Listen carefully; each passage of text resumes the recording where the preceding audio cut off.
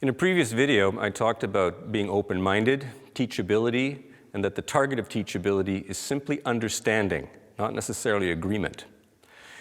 Now, it's a funny thing about us because we are not only thinking creatures, but we are feeling and emotional creatures. And we're not particularly very comfortable with change, including changes of opinion, changes of mind, changes when things we believed and that we were certain about, we have to backtrack on, we have to unlearn. We realize we have to say to ourselves, I was wrong. That doesn't feel very good. Also, a lot of what we think we know is in fact borrowed judgments from our culture, from our parents, from our friends, from other people. They are prejudgments. We have not come to understand an opponent's position. We've been taught by our culture or our friends to dislike that position in advance of understanding it. And that's called prejudice, prejudgment, to judge something before you know it, or before you've seen the evidence, or before you understand.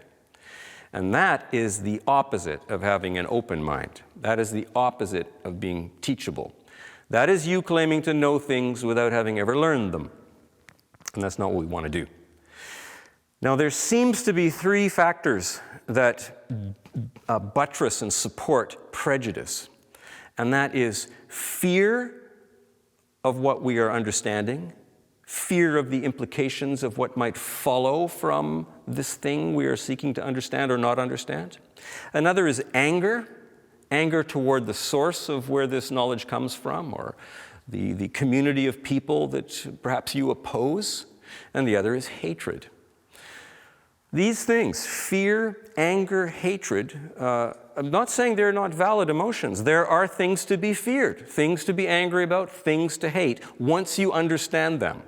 Once you've paid attention and understood that those might be dangerous things or immoral things, and then you have an appropriate emotional response. But that's after understanding, so it's not prejudgment, it's not prejudice. It's in fact valid response to knowledge. So we don't want fear and anger or hate or emotions like that to prevent us from coming to understand another viewpoint, though we may have those emotions after we come to understand a theory or an argument or a story or a testimony, whatever it is.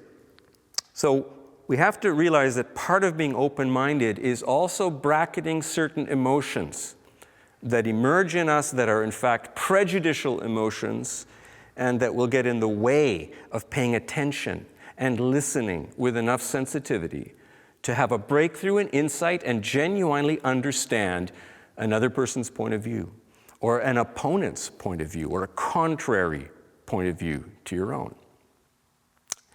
One more emotion has to be this. I get into arguments all the time, and I find that a contrary point of view always has a little sting. It always hurts your pride a little bit, that someone else can strongly believe contrary to what you believe. And you can get your hackles up, and you kind of want to feel like you know it right. And when a contrary view is presented, there is a little bit of a sting. You have got to be aware of these emotions and recognize that they are not valid parts of the cognitive process right now. They're your ego and your defensive animal panicking because you might have to learn something new. So, here's the key to this little statement I'm trying to make.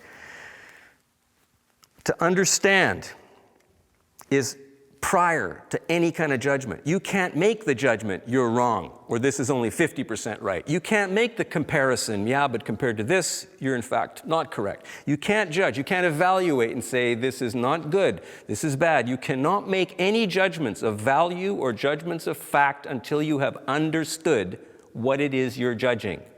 Consequently, to understand is prior to judging. And you can't jump to the judgment without coming through understanding. That's just prejudice. So, all I'm saying is, open yourself up to understanding another viewpoint, knowing that you don't have to agree. It doesn't compel you to agree. But also know that you must open yourself up to full understanding of another viewpoint before you can agree or disagree. So you got to get the stages of cognitive process in the right order.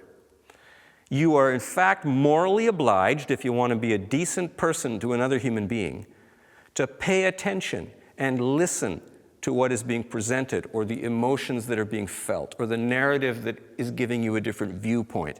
Pay attention until you understand. Pay attention in order to understand. Grasp that the goal of listening is understanding.